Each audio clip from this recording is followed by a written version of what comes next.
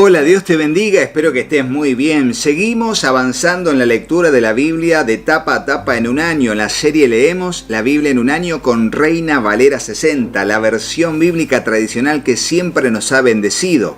Hoy vamos a leer el capítulo 38, 39 y 40 del libro de Génesis, siempre agradeciendo a la editorial Holman por permitirnos, con su aporte, poder seguir avanzando en esto que es la serie Leemos la Biblia en un año, una editorial tremenda, de mucha calidad, que es Editorial Holman. También agradecemos a la editorial CLC, Centro de Literatura Cristiana, por aportar también su apoyo a la serie Leemos la Biblia en un año, durante todo este año en que dure la serie. Gracias también a la editorial Portavoz, la editorial que tiene la Biblia de estudio Ryrie, pero también otras Biblias de estudio y materiales que son muy edificantes, y tenemos muchas reseñas en el canal. Vamos a orar y hagamos la lectura del día de hoy. Señor Dios, aquí estamos, Señor, para ser edificados con la lectura de tu palabra. Reconocemos la autoridad y el alimento nutritivo espiritual que es tu palabra para nosotros. No solo de pan vivirá el hombre, sino de toda palabra que sale de tu boca, Señor. Por eso, Dios, aquí está nuestro corazón como una tierra fértil donde tu palabra, tu semilla será sembrada. Te ruego, Dios, que allí pueda germinar, crecer y dar fruto al 100, al 60 o al 30 por uno, conforme sea tu propósito y nuestra fe en tu bendita palabra. Te lo pedimos en el nombre de Jesús y juntos decimos amén. Y así, siguiendo avanzando con la historia de José, vamos a hacer un impar allí en lo que sería la historia de Judá y Tamar en el capítulo 38, y luego volvemos a la historia de José en el capítulo 39. Dice así, capítulo 38, versículo 1. Judá y Tamar es el título. Aconteció en aquel tiempo que Judá se apartó de sus hermanos y se fue a un varón adulamita que se llamaba Hira. Y vio allí Judá la hija de un hombre cananeo, el cual se llamaba Súa, y la tomó y se llegó a ella. Y ella concibió y dio a luz un hijo, y llamó su nombre Concibió otra vez y dio a luz un hijo, y llamó su nombre Onán. Y volvió a concebir y dio a luz un hijo, y llamó su nombre Sela. Y estaba en Quetzib cuando lo dio a luz. Después Judá tomó mujer para su primogénito la cual se llamaba Tamar. Y el primogénito de Judá, fue malo ante los ojos de Jehová, y le quitó la vida Jehová. Y prestemos atención a esto porque es uno de los pocos pasajes donde literalmente dice que por maldad explícita en sus actos, Jehová le quita la vida a alguien. Lo cual nos da cierta base bíblica, pero no para todos los casos, para darnos cuenta de que cuando alguien es malo, explícitamente malo, rebeldemente malo, Dios decide quitarle la vida. Jehová le quitó la vida. Tremendo, tremendo. No es para que andemos ahí jugando a los jueces, pero sí está bueno para entender de que en la Biblia explícitamente dice que cuando alguien practica la maldad explícitamente, Dios en su propósito, en su soberanía, decide quitarle la vida. No dice cómo, no dice en qué momento circunstancial, pero sí dice Jehová le quitó la vida. Entonces Judá dijo a Onán, llégate a la mujer de tu hermano y despósate con ella y levanta descendencia a tu hermano. Y sabiendo Onán que la descendencia no había de ser suya, porque era como lo que sería la ley del redentor, ¿me explico? O sea, uno solidariamente toma a la mujer de su prójimo, como hizo Booz con Ruth, que levantó descendencia él, casándose con la moabita, pero del fallecido. Bueno, esto es lo mismo, lo cual significaría que pagaría un precio que él no podría ser beneficiado de eso. Entonces él, egoísta, va a decir lo siguiente, y sabiendo Onán que la descendencia no había de ser suya, sucedía que cuando se llegaba a la mujer de su hermano, vertía en tierra por no dar descendencia a su hermano. O sea, leyéndolo entre adultos, lo que quiso decir es que antes de eyacular dentro del útero de allí, de la mujer, lo que hacía era verter las células, lo que serían el semen, fuera del cuerpo de ella y vertía en tierra. Eso es lo que quiere decir, y se lo digo con mucho pudor, espero que se entienda. y desagradó en los ojos de Jehová lo que hacía, y él también le quitó la vida. O sea, nuevamente Dios decide quitarle la vida a alguien por ser egoísta, por ser idólatra de sí mismo. Tremendo. Y Judá, versículo 11, dijo a Tamar su nuera: quédate viuda en la casa de tu padre hasta que crezca Sela mi hijo, porque dijo: no sea que muera él también como sus hermanos. Y se fue Tamar y estuvo en casa de su padre. O sea, en realidad se lo dijo como una excusa, porque él decía: esta mujer, al final, quien está con ella muere. Entonces, bueno, decía: más vale lo dejamos ahí.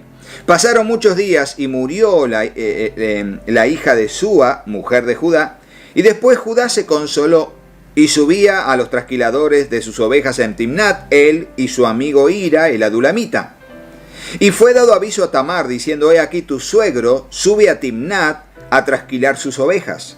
Entonces se quitó ella los vestidos de su viudez y se cubrió con un velo y se arrebozó. Y se puso a la entrada de Enaim, junto al camino de Timnat, porque veía que había crecido Sela y ella no era dada a él por mujer. O sea, habían pasado varios años de este acontecimiento y su hijo menor, que ya estaba en la edad de la pubertad, que ya podía tener hijos, por así decirlo, estaba desarrollado, no era dada por mujer. Y esta mujer tiene esta idea que vamos a ver ahora. Y la vio Judá y la tuvo por ramera. Pensó que era una prostituta, porque ella había cubierto su rostro, o sea, se había vestido de tal manera que, bueno, era una mujer con esa apariencia. Y se apartó del camino hacia ella y le dijo: déjame ahora llegarme a ti, pues no sabía que era su nuera. Y ella dijo: ¿qué me darás por llegarte a mí? Y respondió: yo te enviaré del ganado un cabrito de las cabras. Y ella dijo: dame una prenda hasta que lo envíes, o sea, dame una garantía. Yo te dejo ahora tener relaciones sexuales conmigo, pero hasta que me traigas el cabrito como pago, necesito que me dejes algo de tu ropa, que yo te devuelva cuando me traigas el cabrito. Entonces Judá dijo: ¿qué prenda te daré? Y ella respondió: tu sello, tu cordón y tu báculo que tienes en tu mano. Y él se los dio, y se llegó a ella, y ella concibió de él, quedó embarazada de él. Tremendo. Luego se levantó y se fue y se quitó el velo de sobre sí y se vistió las ropas de su viudez. Y Judá envió el cabrito de las cabras por medio de su amigo el adulamita para que éste recibiese la prenda de la mujer, pero no la halló. Y preguntó a los hombres de aquel lugar diciendo: ¿dónde está la ramera de Enaim junto al camino? Y ellos le dijeron: no ha estado aquí ramera alguna. Entonces él se volvió a Judá y dijo: no la he hallado. Y también los hombres del lugar dijeron: aquí no ha estado ramera. Y Judá dijo: tómeselo para sí, para que no seamos menospreciados. Y aquí que he enviado este cabrito, y tú no la hallaste. Sucedió que al cabo de unos 3 meses, fue dado aviso a Judá diciendo: Tamar tu nuera ha fornicado, y ciertamente está encinta a causa de las fornicaciones. Y Judá dijo: sacadla y sea quemada. Pero ella, cuando la sacaban, envió a decir a su suegro: del varón cuyas son estas cosas estoy encinta. También dijo: mira ahora de quién son estas cosas, el sello, el cordón y el báculo. Entonces Judá la reconoció y dijo: más justa es ella que yo, por cuanto no le he dado a Sela mi hijo, y nunca más la conoció. Y aconteció que al tiempo de dar a luz, he aquí había gemelos en su seno. Déjenme explicarles algo. Ella iba a ser condenada a muerte por fornicaria, pero ella dijo: mira, si yo soy condenada a muerte, vos también tenés que ser condenada a muerte, porque con vos forniqué. Vos sos el que se llegó a mí, tuvo relaciones conmigo, y acá está la prueba, la evidencia. No, fue astuta, fue astuta. Pero fíjense lo que viene ahora. Aconteció que al tiempo de dar a luz, he aquí había gemelos en su seno. Y sucedió cuando daba a luz que sacó la mano el uno, y la partera tomó y ató a su mano un hilo de grana, diciendo: este salió primero, porque la primogenitura era muy importante, y más cuando habían gemelos. Acuérdense de Esaú y Jacob. Pero volviendo él a meter la mano, he aquí salió su hermano, y ella dijo: ¿qué brecha te has abierto? Y llamó su nombre Fares, que significa rotura o brecha. Justamente lo que sucedió, fue el nombre que le pusieron. Después salió su hermano, el que tenía en su mano el hilo de grana, y llamó su nombre Sara. Y fíjense cómo, desde el punto de vista de este Fares, fue tremendo, porque este Fares es el que mencionan como un ilustre, de renombre, de hecho descendiente también de la genealogía de Judá, de la cual saldría David y más tarde saldría Jesús. Tremendo, un hijo concebido en adulterio, en fornicación. Tremendo, tremendo, pero Dios cumple su palabra cuando dice, sobre todo en el Nuevo Testamento, cuando dice la misericordia triunfa sobre el juicio. ¿Te diste cuenta de eso? Aquí se ve la misericordia, en la genealogía de Jesús. Una mujer que tendría que... ¿Cómo puede ser posible? Por lo que hizo con Judá. Sin embargo, la misericordia triunfa sobre el juicio. Ponelo en el comentario. La misericordia triunfa sobre el juicio. Siempre es así, cuando Dios tiene un propósito de redención. ¿Escuchaste eso? Cuando Dios tiene un propósito de redención. Por eso Pablo dirá, cuando abundó el pecado, sobreabundó la gracia, frente al propósito que Dios tenía de poder redimir a la humanidad. El capítulo 39 es titulado José y la esposa de Potifar, y aquí volvemos al hilo conductivo del capítulo 37, que era la historia de José. Ahora continuará en el versículo 1, capítulo 39, dice así: Llevado pues José a Egipto, Potifar, oficial de Faraón, capitán de la guardia, varón egipcio, lo compró a los ismaelitas que lo habían llevado allá. Mas Jehová estaba con José, y fue varón próspero, y estaba en la casa de su amo el egipcio. Y vio su amo que Jehová estaba con él, y que todo lo que él hacía, Jehová lo hacía prosperar en su mano. Así halló José gracia en sus ojos y le servía, y él le hizo mayordomo de su casa, y le entregó en su poder todo lo que tenía. Y aconteció que desde cuando él le dio el encargo de su casa y de todo lo que tenía, Jehová bendijo la casa del egipcio a causa de José, y la bendición de Jehová estaba sobre todo lo que tenía, así en casa como en el campo. Y dejó todo lo que tenía en manos de José, y con él no se preocupaba de cosa alguna, sino del pan que comía. Y era José de hermoso semblante y de bella apariencia. Aconteció después de esto que la mujer de su amo puso sus ojos en José y dijo: duerme conmigo. Y él no quiso.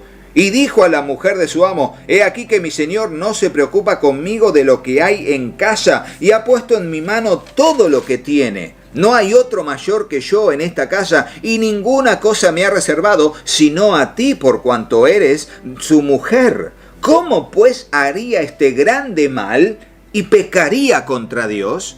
Y esto es tremendo, este pasaje está para subrayarlo, remarcarlo, ponerlo sombreado, porque es tremendo cómo José era un hombre temeroso de Dios.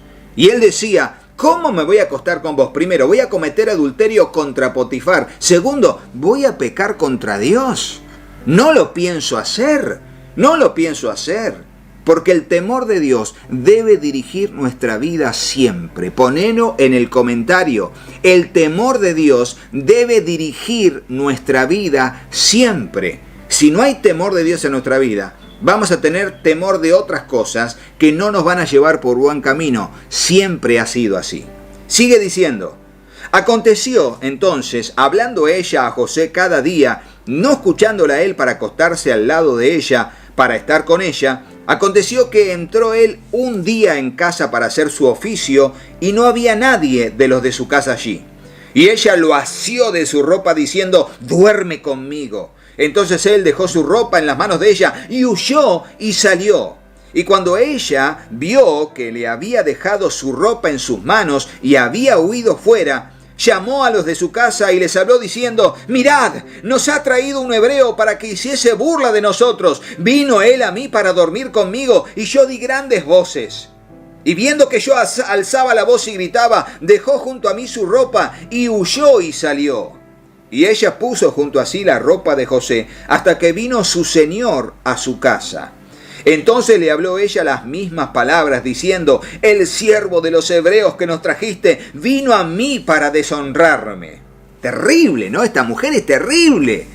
¡Qué terrible que fue! ¿Hay personas así? Sí, son tremendas. Hay que tener mucho cuidado, Hay mucha maldad en el mundo, muchísima maldad vestida de bondad. Terrible. Y cuando yo alcé mi voz, dice ella, y grité, él dejó su ropa junto a mí y huyó fuera.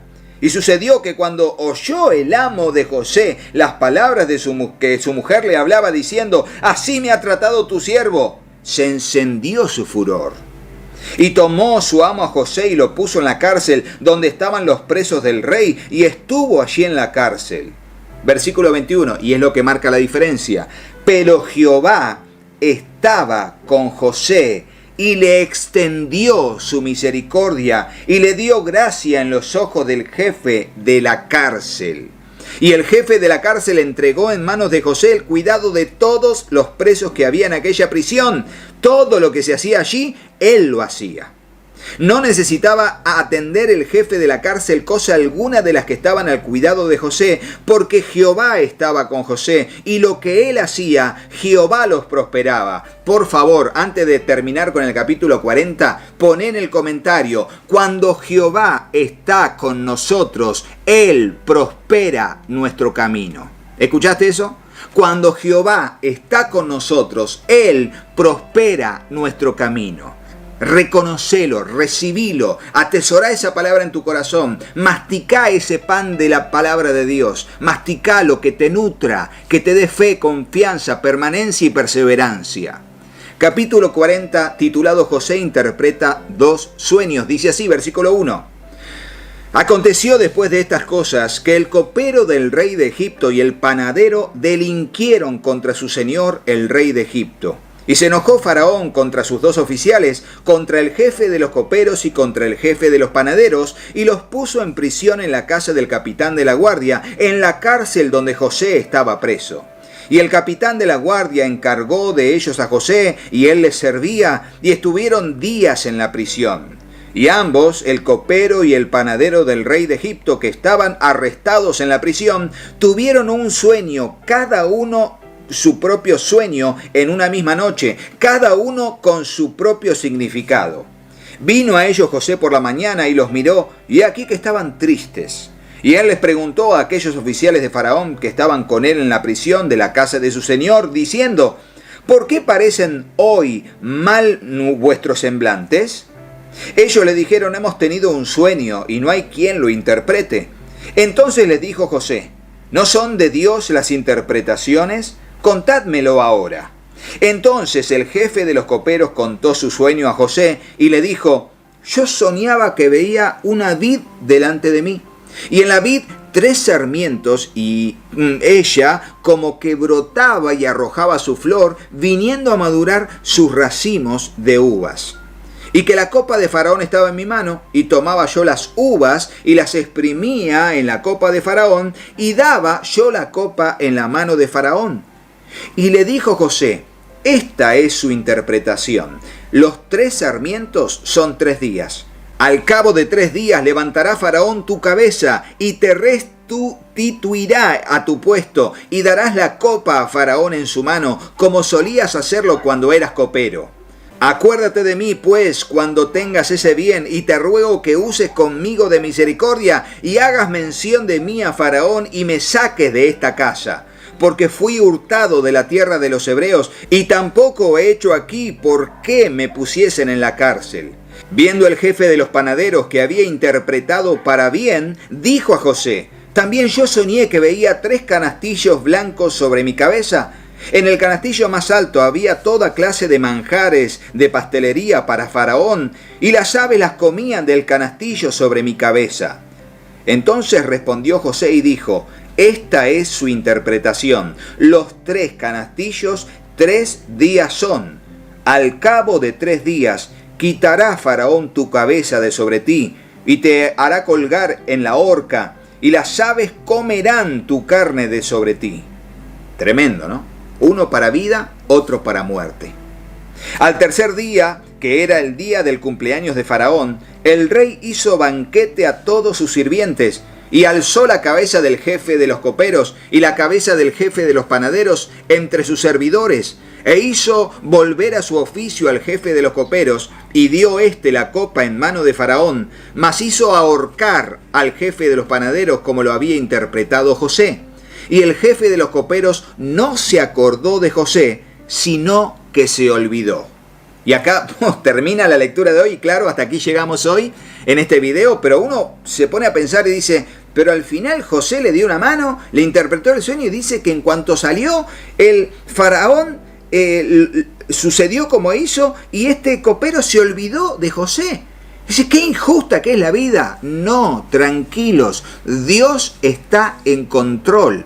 Se acordaría de José, pero no ahora. Se acordaría cuando Faraón va a tener su propio sueño, que va a cambiar y va a ser un antes y después en la historia de Egipto.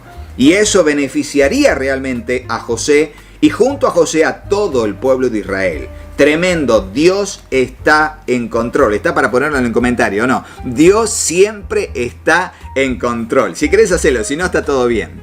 Gracias a todos por seguir, pero entusiasmadísimos la serie Leemos la Biblia en un año. Aquí nos quedamos en el capítulo 40. En el próximo video veremos el capítulo 41 en adelante. Le agradecemos a la editorial Holman. Por favor, muchas gracias a toda la editorial. Tremendo equipo. Un equipazo de editorial Holman que apoya la serie Leemos la Biblia en un año siempre. Muchas gracias a la editorial CLC, Centro de Literatura Cristiana, que tienen sucursales en todos los países. Muchísimas sucursales en muchos países. Gracias a la editorial Portavoz, editorial que tiene la Biblia de estudio Rairi y también muchos otros materiales que nos edifican tremendamente para crecer en nuestra vida en relación con la palabra del Señor y nuestro gran Dios y Salvador Jesucristo. Pero no te vayas de este video sin hacerle caso a mis hijos. Hola, yo soy Katy. Si te gustó el video, ponle me gusta y déjanos un comentario. Hola, yo soy Juanpi. Suscríbete al canal y activa la campanita.